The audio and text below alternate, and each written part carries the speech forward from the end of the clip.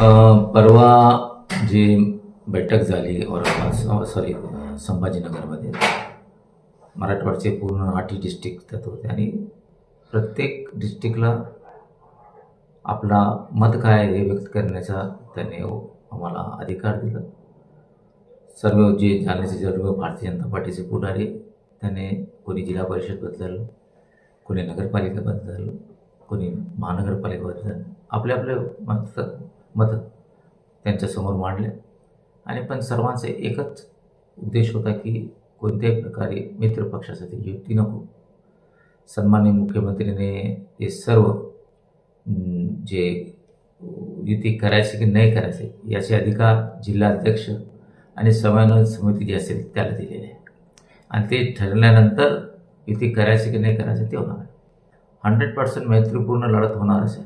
नगरपालिकामध्ये 35+ आणण्याची आमची तयारी आहे. आम्हाला जे 16 प्रभागमध्ये प्रभाग 11, प्रभाग 10, प्रभाग 4 इथं मुस्लिम समाजाची जनसंख्या जास्त आहे, त्याचं मतदान जास्त आहे. तिथून कसा भारतीय जनता पार्टीचा कार्यकर्ता कॉर्पोरेटर म्हणून कसा निवडून येईल त्यासाठी आम्ही तयारी करतो आहे.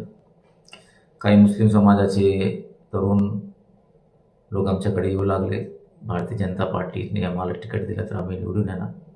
आम्ही थोडा फक्त मेरिट करणार आणि एक सर्वे करणार आहे आणि ते सर्वेचा रिपोर्ट आल्यानंतर कोणाला कुठं तिकीट द्यायचे ठरणार आहे. हां, ते तर आहे, पण त्याच्यासोबत नगरपालिकामध्ये कोणाला मतदान करायचं ते पण चेहरे पाहिजे. आणि मला सांगताना आनंद होतो की दोन्ही राष्ट्रवादी, दोन्ही सेना आणि काँग्रेसमध्ये असे कोणते चेहरे नाही. चेहरे आहे फक्त भारतीय जनता पार्टीकडं, त्याचा फायदा मला होईल. हे आता ज्या लोकांना असं वाटत होतं की आम्हाला भारतीय जनता पार्टी चालत नाही म्हणून जे मी काँग्रेसमध्ये आल्यानंतर, मी भारतीय जनता पार्टीमध्ये आल्यानंतर माझ्या विरोधात गेले, मी काँग्रेसमध्ये असताना काही सेनामध्ये गेले.